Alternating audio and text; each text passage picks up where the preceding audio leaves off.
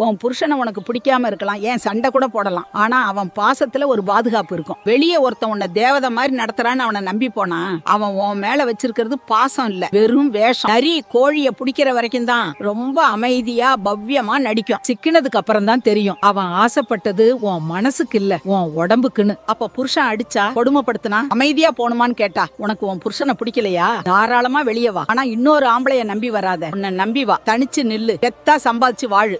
கழுத்துல இருக்க தாலியை கழட்டுறது உன் இஷ்டம், ஆனா அதுக்கு பதிலா கழுத்துல இன்னொரு இரும்பு சங்கிலிய மாட்டிக்காத.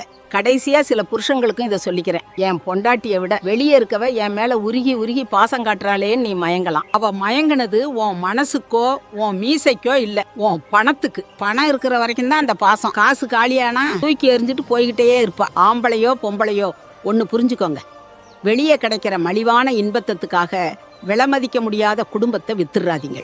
நஷ்டம் அவங்களுக்கு இல்ல, உங்களுக்கு தான்.